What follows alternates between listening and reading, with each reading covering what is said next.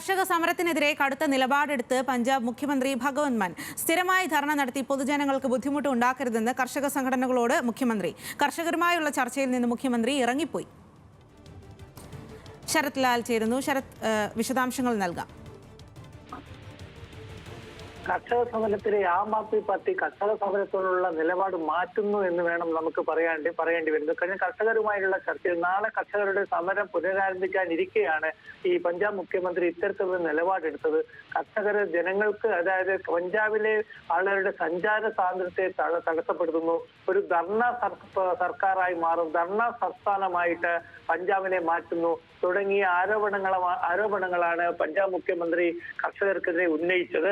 സമരം ചെയ്യുന്ന കർഷകരും മുഖ്യമന്ത്രിയുടെ ചർച്ചയിലാണ് ഇക്കാര്യങ്ങൾ അദ്ദേഹം പഞ്ചാബ് മുഖ്യമന്ത്രി വ്യക്തമാക്കുകയും പറയുകയും ചെയ്ത്. അതുമാത്രമല്ല, യോഗത്തിൽ നിന്ന് അദ്ദേഹം ഇറങ്ങിപ്പോവുകയും ചെയ്തു. നിങ്ങൾക്ക് ഇഷ്ടമുള്ള കാര്യങ്ങൾ ചെയ്തോളൂ, നിങ്ങൾക്ക് എന്തൊക്കെ ചെയ്യാൻ പറ്റുമോ അതൊക്കെ ചെയ്തോളൂ എന്ന ഒരു മുന്നറിയിപ്പും കൂടിയാണ് മാൻ ഇറങ്ങിപ്പോയിരിക്കുന്നത്.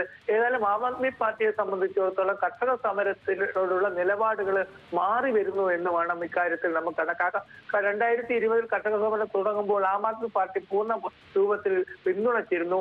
അടുത്ത ലോക്സഭാ തെരഞ്ഞെടുപ്പും ഹരിയാനയിലെ തെരഞ്ഞെടുപ്പ് മുമ്പ് വരെ ആം ആദ്മി പാർട്ടി കർഷക സമരത്തിന്റെ ഭാഗം തന്നെയായിരുന്നു. കർഷകർക്ക് എല്ലാവിധ കാര്യങ്ങളും, സിംഗൂർ അതിർത്തിയിൽ സമരം ചെയ്യുന്ന കർഷകർക്ക് എല്ലാവിധ സൗകര്യങ്ങളും ചെയ്തു വന്നത് ആം ആദ്മി പാർട്ടിയുടെ സർക്കാരായിരുന്നു. എന്നാൽ ഇക്കാര്യത്തിലാണ് ഒരു നിലപാട് മാറ്റം ഇപ്പോൾ ഉണ്ടായിരിക്കുന്നത്. ശരി ശരത് ലാൽ.